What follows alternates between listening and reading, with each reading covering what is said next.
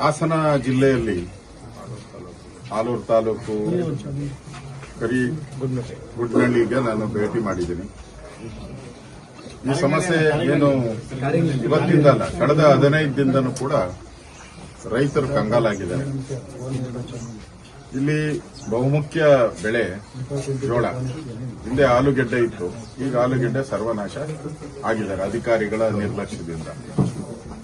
ಈಗ ಜೋಳ ಬೆಳೆದಿದ್ದಾರೆ, ಅದು ಬಹುಮುಖ್ಯ ಬೆಳೆ. ಈಗ ವರದಿ ಪ್ರಕಾರ ಸುಮಾರು 12.5 ಲಕ್ಷ ಹೆಕ್ಟೇರ್ ಜೋಳ ಏನಾಗಿದೆ, ಬೆಳೆ ಹಾನಿಯಾಗಿದೆ. ರೈತರು ಏನೋ ದೂರನ್ನ ಕೊಡ್ತಾ ಇದ್ದಾರೆ ನನ್ನ ಹತ್ರ ಅಂದ್ರೆ, ನೋಡಿ ಸರ್, ಇದರಲ್ಲಿ ನಮ್ದೇನ್ ತಪ್ಪಿದೆ. ನಾವು ಈ ಕೃಷಿ ಅಧಿಕಾರಿಗಳನ್ನ ಕೇಳಿದಾಗ ಅವ್ರು ಹೇಳಿದ್ರು ಇಂಥ ಬೀಜ ತಗೊಳ್ಳಿ ಅಂದ್ರು, ಅಂತ ಬೀಜನೇ ತಗೊಂಡ್ರಿ. ಈಗ ಬಿತ್ತನೆ ಮಾಡಿ ಅಂತ ಹೇಳಿದ್ರು, ಈಗ ಬಿತ್ತನೆ ಮಾಡಿದಿರಿ. ಆಮೇಲೆ ಜೋಳದ ಬಿತ್ತನೆ ಬೀಜದ ಜೊತೆ ಒಂದು ಪಾಂಪ್ಲೆಟ್ ಕೊಟ್ರು ನನಗೆ. ಆ ಪಾಂಪ್ಲೆಟ್ ಅಲ್ಲಿ ಇಂಥ ಮೆಡಿಸನ್ನೇ ಹೊಡಿಬೇಕು ಅಂದ್ರು, ಅಂತ ಮೆಡಿಸನ್ನೇ ಹೊಡೆದಿದ್ದೀರಿ. ಅವ್ರು ಹೇಳ್ದಂಗೆ ಬೀಜ ತಗೊಂಡಿದ್ದೀರಿ, ಅವ್ರು ಹೇಳ್ದಂಗೆ ಔಷಧಿಯನ್ನ ಹಾಕಿದಿರಿ. ಇಷ್ಟಾದ್ರೂ ಕೂಡ ಈಗ ಅದಕ್ಕೆ ರೋಗ ಬಂದಿದೆ, ಎಲ್ಲೋ ಆಗಿದೆ. ಎಲ್ಲ ಕಾಂಡದಲ್ಲಿ ಎಲ್ಲ ಕೂಡ ಒಂದು ಬ್ಯಾಕ್ಟೀರಿಯಾಗಳು ಫಂಗಸ್, ಬಿಳಿ ಸುಳ್ಳಿ ರೋಗ ಬಂದಿದೆ. ಅದನ್ನ ಈಗ ನಾನು ಕೇಳಿದೆ, ಅಟ್ಲೀಸ್ಟ್ ಹಸುಗು ಹಾಕ್ಬೋದಾ ಅಂದ್ರೆ ಹಸುಗೂ ಹಾಕಂಗಿಲ್ಲ. ಹಸುಗು ಹಾಕಿದ್ರೆ ಹಸುಗಳಿಗೂ ಪಾಯ್ಸನ್ ಆಗುತ್ತೆ. ಏನು ಮಾಡಕ್ಕಾಗಲ್ಲ. ಅದಕ್ಕೆ ಒಬ್ಬೊಬ್ಬರು ಸುಮಾರು 40,000 ರಿಂದ 50,000 ರೂಪಾಯಿ ಖರ್ಚು ಮಾಡಿದ್ದಾರೆ ಎಕರೆಗೆ. ಸೊ ಇಲ್ಲಿ ತಪ್ಪು ಸರ್ಕಾರದ ನೇರವಾಗಿ ಕಾಣ್ತಾ ಇದೆ. ಯಾಕಂದ್ರೆ ಅವರ ಬಿತ್ತನೆ ಬೀಜ ಅವ್ರದೇ, ಔಷಧಿ ಸಿಂಪಡಿಸೋದು ಅವ್ರದೇ, ಎಲ್ಲ ರೀತಿ ಅವ್ರು ಹೇಳ್ದಂಗೆ ನಡ್ಕೊಂಡ್ರು ಕೂಡ ಇಷ್ಟ ಅನಾಹುತ ಆಗಿದೆ ಅಂತಂದ್ರೆ, ಇವತ್ತು ಸರ್ಕಾರ ಇಷ್ಟಾದ ಮೇಲೂ ಸರ್ಕಾರ ಕಣ್ ತೆಗೆದು ನೋಡೇ ಇಲ್ಲ. ಈ ಕಡೆ ಬಂದು ಒಬ್ಬ ರೆವಿನ್ಯೂ ಮಿನಿಸ್ಟ್ರಿ ಆದ ಬರಬೇಕು. ಯಾಕಂದ್ರೆ ಬೆಳೆ ಹಾನಿಗೆ ಪರಿಹಾರ ಕೊಡಬೇಕಾದ್ರೆ ರೆವಿನ್ಯೂ ಮಿನಿಸ್ಟರ್ ಇರಬೇಕು, ಕೃಷಿ ಇರಬೇಕು. ಯಾರು ಬಂದಿಲ್ಲ. ಸುಮಾರು 12,000 ಹೆಕ್ಟೇರ್ ಅಂದ್ರೆ ದೊಡ್ಡ. ಮತ್ತೆ ಈಗ ನಾನು ಕೃಷಿ ಅಧಿಕಾರಿ ಕೇಳಿದೆ, ಏನ್ ಆಲ್ಟರ್ನೇಟಿವ್? ಈಗ ರೈತರೆಲ್ಲ ಗಲಾಟೆ ಕೃಷಿ ಅಧಿಕಾರಿಗಳ ಮೇಲೆ ಮುಗಿದು ಬಿದ್ದಿರುವುದು. ಆಲ್ಟರ್ನೇಟಿವ್ ಏನು ಅಂತ. ಏನಿಲ್ಲ ಸರ್, ಎಲ್ಲ ಕಿತ್ತಾಕ್ಬೇಕು. ಏನ್ ಮಾಡಬೇಕು ಅನ್ನೋ ಕಸಕ್ಕೆ ಹಾಕ್ಬೇಕು ಅಷ್ಟೇ. ಮತ್ತೆ ಆಲ್ಟರ್ನೇಟಿವ್ ಏನು ಅಂದ್ರು, ಇನ್ನ ಇವರು ಜೋಳ ಬೆಳೆಯಕ್ಕಾಗಲ್ಲ. ಈ ಜಮೀನಲ್ಲಿ ಇನ್ನೆಲ್ಲೂ ಕೂಡ ಈ 12,000 ಹೆಕ್ಟೇರ್ ಅಲ್ಲಿ ಎಲ್ಲೂ ಕೂಡ ಇನ್ನ ಜೋಳ ಬೆಳೆಯಕ್ಕಲ್ಲ. ಅಲ್ಲಪ್ಪ, ಹಿಂದೆ ಆಲೂಗೆಡ್ಡೆ ಬೆಳೀತಾ ಇದ್ರಿ, ಅದನ್ನ ಹಾಳು ಮಾಡಿದ್ರಿ. ಈಗ ಜೋಳ ಬೆಳೆದಿದ್ದಾರೆ ಕಳೆದ 4-5 ಬೆಳೆ. ಈಗ ಅದನ್ನು ಬೇಡ ಅಂದ್ರೆ ಮುಂದೆ ಏನು ಅಂತಂದ್ರೆ, ಮುಂದೆ ಏನು ಅಂದ್ರೆ ಗೊತ್ತಿಲ್ಲ. ಮುಂದೆ ಏನಾದ್ರೂ ರಾಗಿ ಗೀಗಿ ಬೆಳಿಬೇಕು. ರಾಗಿ ಬೆಳೆಯಕ್ಕಾಗಲ್ಲ, ಕಂಟಿನ್ಯೂಸ್ ಮಳೆ ಬರ್ತದೆ, ಉಳುಮೆ ಮಾಡಕ್ಕೆ ಆಗಲ್ಲ, ಅದ ಮಾಡಕ್ಕಾಗಲ್ಲ. ಅಂದ್ರೆ ರೈತರು ಇವತ್ತು ಬೀದಿ ಪಾಲ್. ಎಲ್ಲರೂ ಕೂಡ ನಮ್ಮ ಮಂಜಣ್ಣ ಹೇಳಿದ ಪ್ರಕಾರ, ನಮ್ಮ ಅಧ್ಯಕ್ಷರು ಹೇಳಿದ ಪ್ರಕಾರ ಎಲ್ಲರೂ ಕೂಡ ಈ ಸಂದರ್ಭದಲ್ಲಿ ಅವ್ರಿಗೆ ಒಂದು ಪ್ರಾರಂಭದಲ್ಲಿ 40,000-50,000 ರೂಪಾಯಿ ದುಡ್ಡು ಬೇಕಾಗುತ್ತೆ ಉಳುಮೆ ಮಾಡಕ್ಕೆ, ಕೂಲಿಗೆ, ಅದಕ್ಕೆ ಇದಕ್ಕೆ, ರಸಗೊಬ್ಬರ ತಗೊಳಕ್ಕೆ, ಎಲ್ಲದಕ್ಕೂ ಕೂಡ. ಅವ್ರ ಮನೇಲಿರುವಂತ ಚಿನ್ನ ತಗೊಂಡು ಪ್ರತಿ ವರ್ಷನೂ ಹಂಗೆ ಅಂತ ಅವ್ರು ಚಿನ್ನ ತಗೊಂಡೋಗಿ ಅಡವಿಡ್ತಾರಂತೆ. ಈ ಬೆಳೆ ಬಂದ ತಕ್ಷಣ ಚಿನ್ನನ ಬಿಡಿಸ್ಕೊಂತಾರೆ. ಈ ಪರಿಸ್ಥಿತಿ ಇರೋದು. ಈಗ ಚಿನ್ನನೂ ಹೋಗಿ ಅಡವಿನ ಅಂಗಡಿ ಸೇರ್ಕೊಂಡ್ಬಿಟ್ಟಿದೆ, ಇಲ್ಲಿ ಬೆಳೆ ಹೋಗಿ ಗೂಡು ಸೇರ್ಬಿಟ್ಟಿದೆ, ಕಸ ಆಗ್ಬಿಟ್ಟಿದೆ, ಕಸ ಆಗಿದೆ. ಈಗ ಅವ್ರ ಪಾಡೇನು? ಸರ್ಕಾರ ಒಂದ್ ಕಡೆ ಆತ್ಮಹತ್ಯೆ ಆದ್ರೆ ಅವ್ರ ಬೆಳೆಯ ಪರಿಹಾರ ಬರ್ತೈತೆ ಅಂತ ಹೇಳಿ ಮಂತ್ರಿಗಳು ಹೇಳುವಂತ ಸ್ಟೇಜ್ ಅಲ್ಲಿ ಇದೆ. ಸರ್ಕಾರಕ್ಕೆ ಮಾನ ಮರ್ಯಾದೆ ಇದ್ರೆ, ಸರ್ಕಾರಕ್ಕೆ ಏನಾನ ರೈತರ ಬಗ್ಗೆ ಗೌರವ ಇದ್ರೆ ಸ್ಥಳಕ್ಕೆ ಕೂಡಲೇ ಭೇಟಿ ಮಾಡಬೇಕು. ಮುಖ್ಯಮಂತ್ರಿನೇ ಭೇಟಿ ಮಾಡಬೇಕು. ಯಾಕಂದ್ರೆ ದೊಡ್ಡ ಅನಾಹುತ ಆಗಿದೆ. 12,000 ಹೆಕ್ಟೇರ್ ಅಂತ ಹೇಳಿದ್ರೆ ಒಂದು 25% ಹಾಸನದಲ್ಲಿ ಇದು ಮಾತ್ರ. ಇನ್ನು ಕಾಫಿಗೆ ನಾನು ಹೋಗ್ತಾ ಇದ್ದೀನಿ. ಕಾಫಿನೂ ಕೂಡ, ಕಾಫಿ ಬೆಳೆನೂ ಕೂಡ, ಕಾಫಿನೂ ಎಲ್ಲ ಕೊಳ್ತೋಗ್ತಾ ಇದೆ. ಮೆಣಸು ಕೊಳ್ತೋಗ್ತಾ ಇದೆ. ಈಗ ಅಡಿಕೆ ಕೊಳ್ತೋಗ್ತಾ ಇದೆ, ಎಲ್ಲ ಉದುರ್ತಾ ಇದೆ, ಎಲ್ಲ ಕೊಳ್ತು ಮರದಿಂದ ಉದುರ್ತಾ ಇದೆ ಅಡಿಕೆಗಳು. ಶುಂಠಿ ಅಂತೂ ನೆಲ ಕಚ್ಚಿಬಿಟ್ಟಿದೆ, ಭೂಮಿಯಿಂದ ಮೇಲಕ್ಕೆ ಬರ್ತಾ ಇಲ್ಲ ಶುಂಠಿ. ಇಷ್ಟಾದ್ರೂ ಕೂಡ ಈ ಸರ್ಕಾರ ಇನ್ನೂ ಈ ಸಿಎಂ ಬದಲಾವಣೆ, ಆ ಬದಲಾವಣೆ, ಸುರ್ಜೇವಾಲ ಬಂದ್ರು, ಆ ವಾಲ ಬಂದ್ರು, ಈ ವಾಲಕ್ಕೆ ಬಂದ್ರು, ಈ ವಾಲಗಳು ಬಂದು ಹೋಗೋದ್ರಲ್ಲೇ ಆಗೋಟೈತೆ ಹೊರತು ರೈತರ ಕಷ್ಟ ಕೇಳೋರೆ. ಸರ್ಕಾರಕ್ಕೆ ಜ್ಞಾನ ಇದ್ರೆ ಮರ್ಯಾದೆ ಇದ್ರೆ ಅಟ್ಲೀಸ್ಟ್ ಒಂದು ಮೀಟಿಂಗ್ ಆದ್ರೂ ಬಂದ್ ಮಾಡ್ಲಿ. ಇವ್ರಿಗೆ ಸ್ಥಳಕ್ಕೆ ಬರಕ್ಕೆ ಯೋಗ್ಯತೆ ಇಲ್ಲ ಅಂತ ಹೇಳಿದ್ರೆ ಒಂದು ಸಭೆ ಆದ್ರೂ ಮಾಡ್ಲಿ. ಇಡೀ ರಾಜ್ಯದಲ್ಲಿ ಏನ್ ಸಮಸ್ಯೆ ಆಗಿದೆ, ಪರಿಹಾರ ಏನು ಕೊಡಬೇಕು ಅನ್ನೋದ್ರ ಬಗ್ಗೆ. ನಾನು ಸಂಜೆ ಪ್ರೆಸ್ ಮೀಟು ಇದೆ, ಎಲ್ಲರೂ ರೈತರು ಕೇಳ್ತಾ ಇದ್ದಾರೆ, ನಮಗೆ 1 ಲಕ್ಷ ರೂಪಾಯಿ ಪರಿಹಾರ ಕೊಡಬೇಕು. 1 ಲಕ್ಷ ಪರಿಹಾರ ಕೊಟ್ರೆ ಅಟ್ಲೀಸ್ಟ್ ನಾವು ಒಡವೆನಾದ್ರೂ ಬಿಡಿಸ್ಕೊಂಡು ಮತ್ತೆ ವಾಪಸ್ ಮನೆಗೆ ತರ್ತೀರಿ, ಬದುಕ್ತೀರಿ ನಾವು.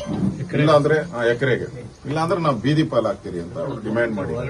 ಅದನ್ನು ಕೂಡ ನಾನು ಕೂಡ ಅದನ್ನ ಸ್ಪಷ್ಟವಾಗಿ ಹೇಳ್ತಾ ಇದ್ದೀನಿ. ಕೂಡಲೇ ಅವರಿಗೆ ಸ್ಥಳಕ್ಕೆ ಅಧಿಕಾರಿಗಳನ್ನ ಕಳಿಸಬೇಕು, ಎಷ್ಟು ಹಾನಿಯಾಗಿದೆ ಅಂದಾಜು ಮಾಡಬೇಕು, ಕೂಡಲೇ ಅವರಿಗೆ ಪರಿಹಾರವನ್ನ ಕೊಡಬೇಕು. ಇದು ಆಗ್ರಹವನ್ನ ನಾನು ಮಾಡ್ತೀನಿ. ಇವಾಗ ಅಧಿಕಾರಿಗಳು ಏನಂತ ಅವರೇ ಕೊಟ್ಟಿದ್ದು ಬೀಜ, ಅವರೇ ಕೊಟ್ಟಿದ್ದು ಗೊಬ್ಬರ, ಯಾಕೆ ಹಿಂಗಾಯ್ತು ಅಂತ ಅಧಿಕಾರಿಗಳ ಹತ್ರ ಅದಕ್ಕೆ ನಾನೇನ್, ಅಧಿಕಾರಿಗಳು ಅವರು ಬಂದಿದ್ದಾರೆ, ಎಲ್ಲ ಅಧಿಕಾರಿಗಳು ಅವ್ರೇನ್ ಹೇಳ್ತಾರೆ, ನಾನು ಈ ಒಂದು ರೋಗ ಬಂದ್ರೆ ನಾವೇನ್ ಮಾಡಕ್ಕಾಗ್ತದೆ ಸರ್, ಇದು ಭೂಮಿಯಲ್ಲೇ ಇರ್ತತೆ, ಭೂಮಿಯಲ್ಲೇ ಇದೆ, ಅದು ಪ್ರತಿ ಸರಿ ಭೂಮಿಯಲ್ಲಿ ಇರ್ತದೆ. ಕೆಲವು ಒಂದು ಲಿಮಿಟೆಡ್ ಎಕರೆಗಳಿಗೆ, ಒಂದು 50-100 ಎಕರೆಗೋ ಅಷ್ಟೇ ಬರ್ತಾ ಇದ್ದಿದ್ದು. ಈಗ ಏಕಾಏಕಿ ಬಂದ್ಬಿಟ್ಟಿದೆ. ಯಾಕೆ ಬಂದಿದೆ ಅಂದ್ರೆ ತೇವಾಂಶ ಜಾಸ್ತಿ ಆಗಿದೆ ಅಂತ ಹೇಳಿ. ಅಲ್ಲ, ರೈತರು ಕೇಳಿದ್ರೆ ಏನ್ ತೇವಾಂಶ ಈ ಮಲೆನಾಡು ಪ್ರದೇಶದಲ್ಲಿ ಈ ಸರಿನೇ ಬಂತ ತೇವಾಂಶ? ಅಲ್ಲ, ನಿಮಗೆ ಅನುಮಾನ ಇದೆ, ಕಳಪೆ ಬೀಜ ಎಲ್ಲ ಕಳಪೆ ಗೊಬ್ಬರ 100% ನನಗೆ ಅನುಮಾನ ಇದೆ. ಮಾಡಬೇಕು, ತನಿಖೆ ಮಾಡಿಸಬೇಕು. ಸರ್ಕಾರ ಸಂಬಂಧಪಟ್ಟಂತೆ ಪರಿಹಾರದಾಗಲಿ ರೆಡಿ ಇಲ್ಲ ಸರ್. ಈಗ ಪರಿಹಾರದಾಗ್ಲಿ ಸರ್ಕಾರ ಅಧಿಕಾರಿಗಳು ಸಹ ಅವ್ರಿಗೆ ಪರಿಹಾರ ಕೊಡಿಸಬಹುದು ಅಥವಾ ರೈತರಿಗೂ ಆ ಭರವಸೆ ಇಲ್ಲ. ನಾನೀಗ ಅಧಿಕಾರಿಗಳಿಗೆ ಹೇಳಿದ್ದೀನಿ, ಎಸ್ಟಿಮೇಟ್ ಮಾಡಿದೀರಾ ಅಂತ. ಎಸ್ಟಿಮೇಟ್ ಮಾಡಿದೀನಿ ಅಂತಾರೆ. ಎಷ್ಟಕ್ಕೆ ಮಾಡಿದೀರಾ ಅಂದ್ರೆ ನಾವು 25,000 ಮಾಡಿದೀನಿ ಅಂತ ಹೇಳ್ತಾ ಇದ್ದಾರೆ ಪರಿಹಾರಕ್ಕೆ ಎಕರೆಗೆ. ನಾನು ಅದನ್ನ ಸಂಜೆ ಒಳಗಡೆ ನಾನು ಮಾತಾಡ್ತೀನಿ, ಅಧಿಕಾರಿಗಳ ಜೊತೆನೂ ಮಾತಾಡ್ತೀನಿ, ಸೆಕ್ರೆಟರಿ, ಕೃಷಿ ಇವ್ರನ್ನೆಲ್ಲ ಜೊತೆನೂ ನಾನು ಮಾತಾಡ್ತೀನಿ. ಪರಿಹಾರ ಕೊಡ್ಲೇಬೇಕು. ಕೊಡ್ಲಿಲ್ಲ ಅಂದ್ರೆ ರೈತರು ಬೀದಿಗಿಳಿದು ಹೋರಾಟ ಮಾಡ್ತಾರೆ. ನಾವು ಅವ್ರ ಜೊತೆ ನಿಂತು, ಯಾಕೋ ಅಧಿವೇಶನ ನಡೀತಾ ಇದೆ, ದೊಡ್ಡ ಇಶ್ಯೂ ಆಗ್ತದೆ. ನಾವು ಹೋರಾಟವನ್ನು ನಾನು ಹೇಳಿದ್ದೀನಿ ಮಂಜುಗೆ, ಎಲ್ಲ ದಾಖಲೆಗಳನ್ನ ರೆಡಿ ಮಾಡಿ ನಾವು ಇದಕ್ಕೆ ಹೋರಾಟ ಮಾಡಿ ರೈತರಿಗೆ ನ್ಯಾಯ ಕೊಡಿಸೋ ಒಂದು ದಿಕ್ಕಿನಲ್ಲಿ ಅಂತಿಮ ಒಂದು ಪರಿಹಾರ ಸಿಗೋವರೆಗೂ ನಮ್ಮ ಹೋರಾಟವನ್ನ ನಾವು ಮಾಡ್ತೀವಿ. ಪರಿಹಾರ ಕೊಡಕ್ಕೆ ಅವ್ರ ಹತ್ರ ದುಡ್ಡಿಲ್ಲ, ಯಾಕಂದ್ರೆ ಸಂಬಳ ಕೊಡೋಕ್ಕೂ ದುಡ್ಡಿಲ್ಲ. ಅಟ್ಲೀಸ್ಟ್ ಸಾಲ ಮಾಡೋದು ಕೊಡಿ ಅಂತ. ಹೆಂಗೋ ಹೋದ ಸರಿ 1,05,000 ಕೋಟಿ ಮಾಡಿದಿರಾ, ಈ ಸರಿನೂ 2 ಲಕ್ಷ ಕೋಟಿ ಸಾಲ ಮಾಡಿ ರೈತರ ಜೀವವನ್ನ ಉಳಿಸಿ. ಯಾವ್ದಾದಕ್ಕೋ ಸಾಲ ಮಾಡಿದೀರಾ. ಟನಲ್, ಬೆಂಗಳೂರಲ್ಲಿ ಟನಲ್ ರೋಡ್ ಮಾಡ್ತಾ ಇದ್ದೀರಾ. ಟನಲ್ ರೋಡ್ಗೆ 50,000 ಕೋಟಿ ಟನಲ್ ರೋಡ್. ಇನ್ನೇನು ಟನಲ್ ರೋಡು ಬೇಡ, ಇನ್ನು ಯಾವ ರೋಡ್ ಇದು ಬೇಡ. ಈ ರಾಯರೆಡ್ಡಿನೇ ಹೇಳ್ಬಿಟ್ಟಿದಾರಲ್ಲ ಚಂದಾಗಿ, ನಿಮ್ಗೆ ಗ್ಯಾರಂಟಿ ಬೇಕಾ, ರೋಡ್ ಬೇಕಾ ಅಂತ ಕೇಳಿದ್ದಾರೆ. ನಮ್ಗೆ ಗ್ಯಾರಂಟಿನೂ ಬೇಡ, ನಿಮ್ ಗ್ಯಾರಂಟಿ ಹಣನೂ ಬೇಡ, ರೋಡು ನೀವು ಮಾಡಬೇಡ್ರಿ, ನಿಮ್ ಯೋಗ್ಯತೆಗೆ ಆಗಲ್ಲ. ಇನ್ನ ಅಟ್ಲೀಸ್ಟ್ ರೈತರು ಸಾಯ್ತಾ ಇರುವಂತ ರೈತರಿಗೆ ಜೀವದಾನ ಕೊಡಿ, ಪರಿಹಾರ ಕೊಡಿ. ರೈತರಿಗೆ ಕಷ್ಟಕ್ಕೆ ಸ್ಪಂದನೆ ಮಾಡಿ. ಇಲ್ಲ ಅಂದ್ರೆ ಈ ರೈತರ ಶಾಪ ತಟ್ಟಿದ್ರೆ ಈ ಸರ್ಕಾರ ಸರ್ವನಾಶ ಆಗೋಗ್ತದೆ. ಸರ್ವನಾಶದ ಹಾದಿಯಲ್ಲಿ ಈ ಸರ್ಕಾರ ಇದೆ. ಒಂದೇ ಸರ್ ಉಳಿದಿದ್ದು. ಈಗ ಅವ್ರೇನ್ ಆರೋಪ ಮಾಡ್ತಾರೆ ಅಂದ್ರೆ ಅಧಿಕಾರಿಗಳೇ ಈ ಬಿತ್ತನೆ ಬೀಜ ಕಂಪನಿಯವ್ರ ಜೊತೆ ಶಾಮಿಲಾಗಿ ಕಳಪೆ ಬಿತ್ತನೆ ಬೀಜ ಕೊಟ್ಟವ್ರೆ ಅಂತ. ಹಿಂದೆನೂ ಜೋಳ ಬೆಳೆದಿದ್ದು ಯಾವಾಗ್ಲೂ ಹಿಂಗಾಗಿಲ್ಲ. ಈಗಿರೋ ಒಂದು ಕಡೆ ಬೆಳೆ ಈ ತರ ಆದ್ರೆ ಇದ್ರ ಬಗ್ಗೆ ತನಿಖೆ ಮಾಡಿ ಪರಿಹಾರ ಕೊಡ್ಬೇಕಂತ ರೈತರು ಒತ್ತಾಯ ಮಾಡ್ತಾರೆ. ನನ್ನ ಮುಂದೆನೂ ರೈತರು ಅದನ್ನೇ ಒತ್ತಾಯ ಮಾಡಿದ್ರು. ಇವರು ಬೀಜ ಕೊಡಿಸ್ತವ್ರು. ಇವರು ಅವ್ರು ಹೇಳಿದ ಪ್ರಕಾರ ನಾವು ಔಷಧಿ ಸಿಂಪಡಣೆ ಮಾಡಿದಿರಿ. ಔಷಧಿನೂ ಇವ್ರು ಹೇಳಿದ್ದೇ ತಗೊಂಡಿದ್ದೀರಿ. ನಾವು ಕಂಪನಿನೂ ಅದೇ, ಎಲ್ಲ ಸೇಮ್ ಕಂಪನಿಗಳಿಗೆ ತಗೊಂಡಿದ್ದೀರಿ. ಇಷ್ಟೆಲ್ಲ ಆದ್ಮೇಲೂ ಕೂಡ ಇವರು ಶಾಮೀಲಾಗಿದ್ದಾರೆ ಅಧಿಕಾರಿಗಳು ಅಂತ ನೇರವಾಗಿ ನನ್ನ ಮುಂದೆನೆ ಅಧಿಕಾರಿಗಳ ಮೇಲೆ ಆಪಾದನೆಯನ್ನ ಮಾಡಿದ್ದಾರೆ. ರೋಟೀನ್ ಕ್ರಾಪಿಂಗ್ ಈ ತರ ಆಗ್ತಿದೆ ಅಂತ ಅವರು ಅಲ್ಲ, ಅವ್ರದ್ದು ರೋಟೀನ್ ಆನ್ಸರ್ ಅದು. ಅವ್ರದ್ದು ರೋಟೀನ್ ಆನ್ಸರ್, ರೋಟೀನ್ ಕ್ರಾಪ್ ಅಂತಲ್ಲ ಅವ್ರದ್ದು. ಸರಿ ಅಣ್ಣ, ನಾನ್ ನಿಮ್ಗೆ ಸ್ನೇಹಿತನಾಗಿ ನಾನು ಪ್ರಶ್ನೆ ಕೇಳ್ತಾ ಇದ್ದೀನಿ. 1000 ವರ್ಷದಿಂದನೇ ಬೆಳೀತಾ ಇದಾರಲ್ಲ ಜೋಳನ ಎಲ್ಲರೂ, ಇಲ್ಲ ಅಂತಲ್ಲ. ಈಗ ಉತ್ತರ ಕರ್ನಾಟಕದಲ್ಲೋದು ಜೋಳ, ರಾಗಿ, ಇವೆಲ್ಲ ಭತ್ತ 1000 ವರ್ಷದಿಂದ ಮಾಡ್ತಾ ಇದಾರಲ್ಲ, ಯಾಕೆ ರೋಟೀನ್ ಆಗಲ್ಲ ಅದು? 1000 ವರ್ಷದಿಂದ ಬೆಳೀತಾ ಇರೋದು ರೋಟೀನ್ ಆಗಲ್ಲ. ಈಗ 6-7 ಬೆಲೆ ಬಂದ ತಕ್ಷಣ ರೋಟೀನ್ ಅಂತ ಹೇಳಿದ್ರೆ ಯಾರಿಗೆ ಹೇಳ್ತಾ ಇದ್ದೀರಾ ನೀವು? ನಾವು ರೈತರ ಮಕ್ಕಳೇ, ನಾವು ರೈತರ ಕುಟುಂಬದಿಂದ ಬಂದಿದ್ದೆ.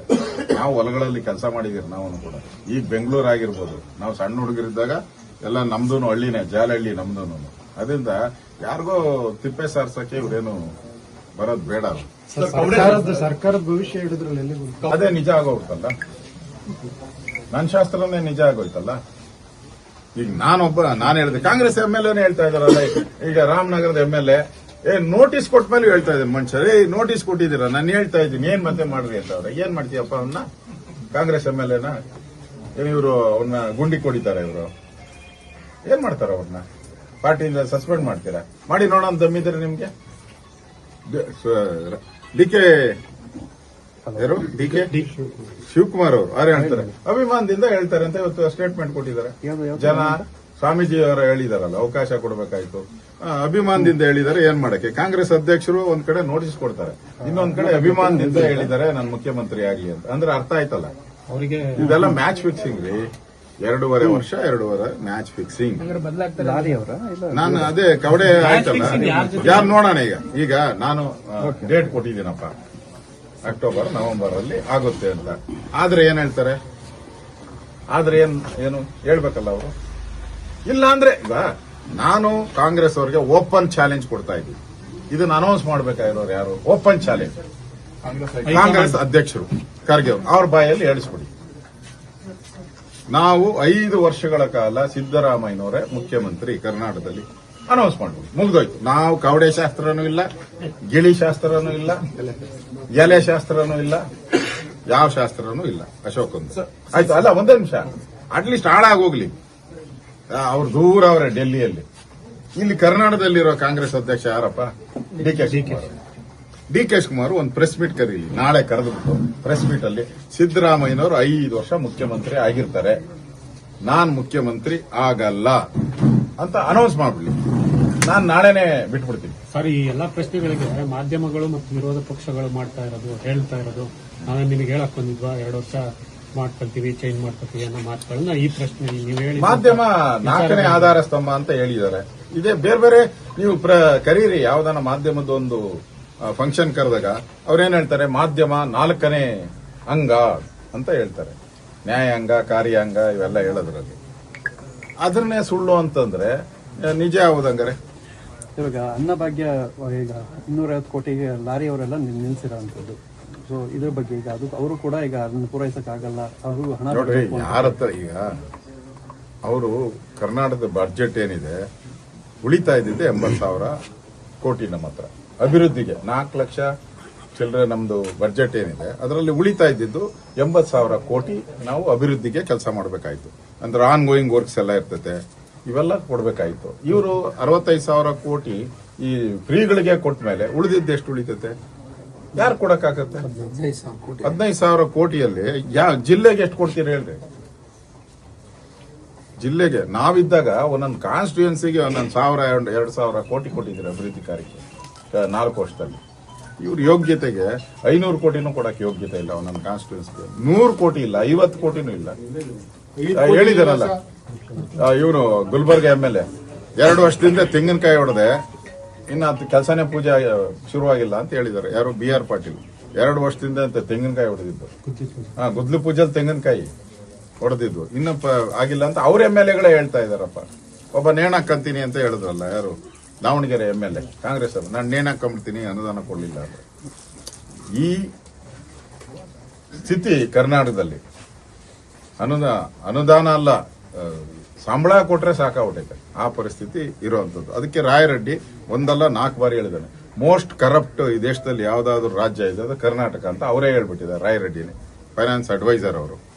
ಮತ್ತೆ ಈಗ ಹೇಳಿದ್ದಾರೆ, ಗ್ಯಾರಂಟಿ ಬೇಕಾ ಅಭಿವೃದ್ಧಿ ಬೇಕಾ ಅಂತ, ರಸ್ತೆ ಬೇಕಾ ಅಂತ ಕೇಳಿದ್ರು. ಅಭಿವೃದ್ಧಿ ಅಂದ್ರೆ ಅರ್ಥ ಆಗೋಯ್ತಲ್ಲ, ನಮ್ಮ ಹತ್ರ ದುಡ್ಡಿಲ್ಲ, ಎಲ್ಲ ಗ್ಯಾರಂಟಿ ಕೊಟ್ಬಿಟ್ಟಿದ್ರಿ. ಆ 2,000 ತಗೊಂಡು ಅದ್ಯಾರೋ ಒಬ್ರು ಕಾಂಗ್ರೆಸ್ ಏಜೆಂಟ್ ಹೇಳಿದ್ರಲ್ಲ, ಅಮ್ಮನ್ ಲೇಡಿ ಕರ್ಕೊಂಬಂದು ನಿಲ್ಸಿದ್ರು, ನಾನು ಬೋರ್ವೆಲ್ ಹಾಕೊಂಬಿಟ್ಟೆ ಅಂತ.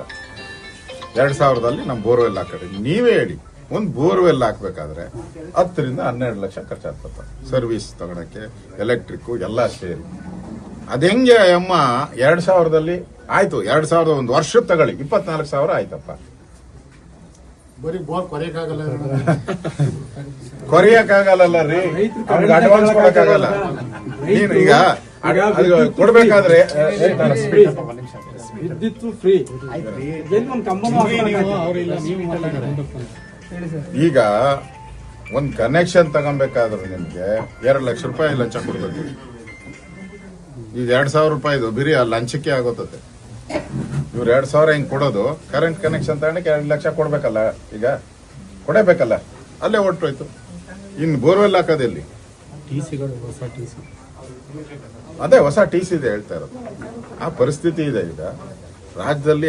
ಅಜಾಗರೂಕತೆ ಅಂದ್ರೆ ಹಣಕಾಸಿನ ಒಂದು ಆರ್ಥಿಕ ಅರಾಜಕತೆ, ಆರ್ಥಿಕ ಪರಿಸ್ಥಿತಿ ಅಂತೂ ಪಾತಾಳಕ್ಕೆ ಕುಸಿದೋಗಿದೆ. 1,05,000 ಸಾಲ ಮಾಡಿದ್ದಾರೆ. ಒಬ್ಬೊಬ್ರು ತಲೆ ಮೇಲೂ 1 ಲಕ್ಷ ಸಾಲ ಇದ್ದಾರೆ ಜನಗಳ ತಲೆ ಮೇಲೆ. ಇನ್ನು ಮುಂದಿನ ಬಡ್ಜೆಟ್ ಅಲ್ಲಿ ಇನ್ನೊಂದು 2 ಲಕ್ಷ ಸಾಲ ಮಾಡ್ತಾರೆ. ಪಾಪರ್ ಮಾಡಿ ಈ ರಾಜ್ಯವನ್ನ ಪಾಪರ್, ಹೆಂಗೆ ಕೇರಳ ಪಾಪರ್ ಆಗಿದೆ, ಹಿಮಾಚಲ್ ಪ್ರದೇಶ ಪಾಪರ್ ಆಗಿದೆ, ಹಂಗೆ ರಾಜ್ಯವನ್ನ ಪಾಪರ್ ಮಾಡಿ ಹೋಗುವಂತ ಪಾಪರ್ ಸಿದ್ದರಾಮಯ್ಯ ಕರ್ನಾಟಕದಲ್ಲಿ ಇದ್ದಾರೆ. ಸರ್, ಈಗ ಸಿದ್ದರಾಮಯ್ಯ ವಿಶ್ವಾಸ ಕಳ್ಕೊತಾ ಡೆಲ್ಲಿ ಇದ್ದಾರೆ. ಕಳಿಸೋದಕ್ಕೇನೋ ಇದಾಗ್ತದೆ ಅಂತ ಏನ್ ಸರ್ ಅದು? OBC ಚೇರ್ಮನ್ ಮಾಡ್ತಾರೆ ಅಂತ ರಾಷ್ಟ್ರಮಟ್ಟ ಹುದ್ದೆ ಕೊಡಿ. ಅವ್ರಿಗೆ ಕಿಕ್ಔಟ್ ಸ್ಕೀಮ್ ಹಾಕೊಂಡ ಅವ್ರಿಗೆ ಕಿಕ್ಔಟ್, ಡೆಲ್ಲಿಗೆ ಕಿಕ್ಔಟ್ ಮಾಡ್ತಾರೆ. ಗ್ಯಾರಂಟಿ ಪ್ಲಾನು ರೆಡಿಯಾಗಿದೆ, ಕುತಂತ್ರನೂ ಮಾಡಿದ್ದಾರೆ. ಸಿದ್ದರಾಮಯ್ಯ ಇಲ್ಲಿದ್ರೆ, ಇಲ್ಲಿ ಕರ್ನಾಟಕದಲ್ಲಿದ್ರೆ ಕಿರುಕುಳ ಅಂತೂ ಕೊಟ್ಟೆ ಕೊಡ್ತಾರೆ. ಸುಮ್ಮನೆ ಅಂತೂ ಸಿದ್ದರಾಮಯ್ಯ ಮನೆಗೆ ಕೂತ್ಕೊಳ್ಳಲ್ಲ. ಕಳೆದ ಬಾರಿ ಅವರು ಕುಮಾರಸ್ವಾಮಿ ಅವರು ಮುಖ್ಯಮಂತ್ರಿ ಆಗಿದ್ದಾಗ ಇದ್ರ ನೆಮ್ಮದಿಗಿರ್ಲೇ ಇಲ್ಲ. ಅವರೇ ಕಳಿಸ್ಬಿಟ್ರಿ ಎಲ್ಲಾರನು, ಹೋಗ್ರ ಬಿಜೆಪಿಗೆ ಹೋಗ್ರಿ ಅಂತ ಕಳಿಸ್ಬಿಟ್ಟು ವಿರೋಧ ಪಕ್ಷ ಆದ್ಮೇಲೆ ನೆಮ್ಮದಿಯಾಗಿದ್ರು. ಅವ್ರಿಗೆ ಬೇಕೇ ಬೇಕು ಅಧಿಕಾರ. ಕಳಿಸುವಾಗ ನೀವು ಮಾತಾಡಿದ್ರು ಸರ್, ಕಳಿಸುವಾಗ ನೀವು ಮಾತಾಡಿದ್ರು. ಸರ್, ಇವಾಗ ಬಿಜೆಪಿ ಕಳಿಸ್ಕೊಟ್ರು ಅಂದ್ರಲ್ಲ, ನೀವು ಮಾತಾಡಿದ್ರ? ನಾವ್ಯಾಕೆ ಮಾತಾಡೋಣ? ಅವರೇ ಈಗ ಅವರೇ ಕಳ್ಸಿಕೊಡ್ತೀನಿ ಅಂದಾಗ ನಾವ್ಯಾಕೆ ಮಾತಾಡ್ಬೇಕು? ನಾವು ವಿಪಕ್ಷದವ್ರಿಗೆ ಯಾರು ಸಿಎಂ ಬೇಕು? ಆ? ವಿಪಕ್ಷದವ್ರಿಗೆ ಯಾವರನ ಸಿಎಂ ಹಾಕಲ್ಯ, ನಾವಂತೂ ಈ ಸರ್ಕಾರನ ಬೀಳ್ಸಕ್ ಹೋಗೋ ಪ್ರಶ್ನೆನೇ ಇಲ್ಲ. ಬೀಳ್ಸೋದು ಇಲ್ಲ, ಪಕ್ಷಾಂತರ ಮಾಡೋದು ಇಲ್ಲ. ಅವರೇ ಬಿದ್ದು ಸಾಯ್ತಾರೆ, ನಾವು ಕಾಯ್ತಾ ಇರ್ತೀರಿ. ನಮ್ಗೆ ಯಾರೇ ಸಿಎಂ ಆಗ್ಲಿ ನಮ್ಗದು ಮುಖ್ಯ ಅಲ್ಲ. ಕರ್ನಾಟಕದಲ್ಲಿ ನ್ಯಾಯವಾಗಿ ರೈತರಿಗೆ ಪರಿಹಾರ ಕೊಡಬೇಕು, ನ್ಯಾಯವಾಗಿ ಸಂಬಳ ಕೊಟ್ಕೊಂಡು ಆಸ್ಪತ್ರೆಗಳು, ಶಾಲೆಗಳು ಸರಿಯಾಗಿ ನಡ್ಕೊಳಕ್ ನೋಡ್ಕೋಬೇಕು. ಅಷ್ಟೇ ನಮ್ದು. ಯಾರನ ಸಿಎಂ ಆಗ್ಲಿ ನಮ್ದೇನು ಅಭ್ಯಂತರ ಇದೆ. ಅವ್ರದ್ದು ಇನ್ನರ್ ಪಾಲಿಟಿಕ್ಸ್ ಅದು, ಕಾಂಗ್ರೆಸ್ಸಿನ ಆಂತರಿಕ ವಿಚಾರ ಅದು. ನಾನು ಅದಕ್ಕೆ ಕಾಮೆಂಟ್ ಮಾಡಕ್ ಹೋಗಲ್ಲ. ಮತ್ತೆ ಸಿಎಂ ಮಾಡೋದು, ಅವನ್ನ ತಿರ್ಗಿ 6 ತಿಂಗಳಿಗೆ ಇಳಿಸೋದು, ಮತ್ತೆ ಇನ್ನು 6 ತಿಂಗಳು, ಈ ತರದ ಗೊಂದಲಗಳು ಮಾಡೋದ್ರಿಂದ ಈಗ 2 ವರ್ಷ 2 ತಿಂಗಳಲ್ಲಿ ಒಂದು ದಿನ ಆದ್ರೂ ಪತ್ರಿಕೆಯಲ್ಲಿ ಸಿಎಂ ಬದಲಾವಣೆ ಅಂತ ಇರದೇ ಇರೋ ಪತ್ರಿಕೆ ಯಾವ್ದಾದ್ರು ಇದೆಯಾ? ಯಾವ್ದಾದ್ರು ಮೀಡಿಯಾ, ಎಲೆಕ್ಟ್ರಾನಿಕ್ ಮೀಡಿಯಾ ಪ್ರತಿದಿನ ಒಬ್ಬ ಸ್ಟೇಟ್ಮೆಂಟ್ಗಳು ಇರೋವು. ಮುಖ್ಯಮಂತ್ರಿ ಬದಲಾವಣೆ, ಅಧಿಕಾರಿಗಳೆಲ್ಲ ಆರಾಮ್ಸೆ ಮಜಾ ಮಾಡ್ಕೊಂಡು ಕೂತಿದ್ದಾರೆ ಅಧಿಕಾರಿಗಳು. ಸರ್, ಈಗ ಹಾಸನ ಜಿಲ್ಲೆಯಲ್ಲಿ 35ಕ್ಕೂ ಹೆಚ್ಚು ಹೃದಯಾಘಾತ ಪ್ರಕರಣಗಳು ಸಂಭವಿಸಿದಾಗ ರಾಜ್ಯ ಸರ್ಕಾರದ ಪಾತ್ರ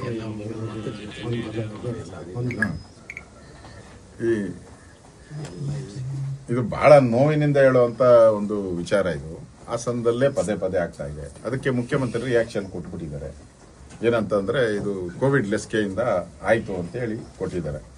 ಒಬ್ಬ ಜವಾಬ್ದಾರಿಯುತ ಮುಖ್ಯಮಂತ್ರಿ ಈ ತರ ಹೇಳಿಕೆಗಳನ್ನ ಕೊಡೋದ್ರಿಂದ ನಗೆಪಾಟ್ಲಿಗೆ ಹಾಕಿದ್ದಾರೆ. ಈಗ ಅದರ ಮೇಲೆ ರಿಪೋರ್ಟ್ ಬಂದಿದೆ, ಡೆಲ್ಲಿಯ ಆರೋಗ್ಯ ಇಲಾಖೆನೂ ಕೊಟ್ಟಿದೆ, ಕೋವಿಡ್ ಇಂದ ಆಗಿಲ್ಲ ಅಂತ. ಇಲ್ಲಿ ನಮ್ಮ ಹೃದಯ ರೋಗ ಜಯದೇವ ಅವರು ರಿಪೋರ್ಟ್ ಕೊಟ್ಟಿದ್ದಾರೆ. ಅದನ್ನು ಮುಚ್ಚಿಟ್ಕೊಂಡಿದ್ದಾರೆ, ಅಲ್ಲ ಮುಚ್ಚಾಕಿದ್ದಾರೆ ಅಂತ ಅವರು ಕೊಟ್ಟಿದ್ದಾರೆ. ಇದು ಕೋವಿಡ್ ಅಂತ. ಅದೇನು ಕೋವಿಡ್ ಲಸಿಕೆ ಬರೀ ಹಾಸನದಲ್ಲಿ ಮಾತ್ರ ಆಗ್ಬೇಕಾ? ಬೆಂಗಳೂರಲ್ಲೂ ಕೋವಿಡ್ ಕೊಟ್ಟಿದ್ದಾರೆ, ಡೆಲ್ಲಿಯಲ್ಲೂ ಕೊಟ್ಟಿದ್ದಾರೆ, ಎಲ್ಲ ಕಡೆ ಕೊಟ್ಟು ಅಲ್ಲಾಗದಿರ ಬರೀ ಹಾಸನದಲ್ಲಿ ಯಾಕೆ ಆಗ್ತಾ ಇದೆ? Something reason is there. ಮಾಧ್ಯಮದಲ್ಲಿ ನೆನ್ನೆನೂ ಬಂದಿದೆ, ಇವತ್ತು ಬಂದಿದೆ, ಪತ್ರಿಕೆಗಳಲ್ಲಿ, ಮಾಧ್ಯಮದಲ್ಲಿ, ಎಲೆಕ್ಟ್ರಾನಿಕ್ ಮೀಡಿಯಾದಲ್ಲಿ ಬಂದಿದೆ. ಇದಕ್ಕೇನಾದ್ರೂ ಒಂದು ಕಾರಣ ಇರಬೇಕು. ಜಿಲ್ಲಾ ಮಂತ್ರಿಗಳು 2 ತಿಂಗಳಿಂದ ಕಾಣೆಯಾಗಿದ್ದಾರೆ ಅಂತ ಸುದ್ದಿ ಬರ್ತಾನೆ ಇಲ್ಲ.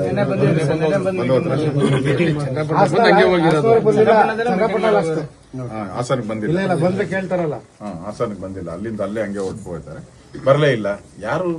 ಯಾರಾದ್ರೂ ಹಿರಿಯ ಮಂತ್ರಿಗಳು, ಅಧಿಕಾರಿಗಳು ಯಾರಾದ್ರೂ ಬಂದ್ರೆ ಅದಕ್ಕೊಂದು ಪರಿಹಾರ ಸಿಗುತ್ತೆ. ಏನ್ ರಿಯಲ್ ಥಿಂಗ್ ಏನು? ಸಾಯೋದಂತೂ ಸಾಯ್ತಾ ಇದ್ದಾರೆ, ಏನಾದ್ರೂ ಒಂದು ಕಾರಣ ಇದ್ದೇ ಇರಬೇಕು. ಆ ಕಾರಣನ ಹುಡುಕುವಂತದಕ್ಕೆ ಸರ್ಕಾರ ಎಚ್ಚರಿಕೆ ತಪ್ಪಿದೆ. ಸರ್ಕಾರ ಒಂದ್ಸರಿ ಕೋಮಾ ಸ್ಟೇಜ್ ಅಲ್ಲಿ ಇರ್ತದಲ್ಲ, ಹಂಗಿದೆ ಕೋಮಾ. ಅವ್ರಿಗೆ ಅಧಿಕಾರ ಹಸ್ತಾಂತರ, ಯಾರು ಮುಂದೆ ಮಂತ್ರಿ ಆಗಬೇಕು, ATM ತಗೊಂಡು ದುಡ್ಡು ಡೆಲ್ಲಿಗೆ ಯಾರ್ಯಾರು ಎಷ್ಟೆಷ್ಟು ಕೊಡಬೇಕು, ಇದೇ ಮಂತ್ರಿ ಕೊಡ್ತಾರ, ಬೇರೆ ಮಂತ್ರಿ ಕೊಡ್ತಾರ, ಅದರ ರೇಟ್ ಎಷ್ಟು, ಈ ಇದರಲ್ಲಿ ಇಡೀ ಸರ್ಕಾರ ಮುಳುಗಿದೆ. ಅದಕ್ಕೋಸ್ಕರ ಜನ ಕಂಗಾಲಾಗಿದೆ.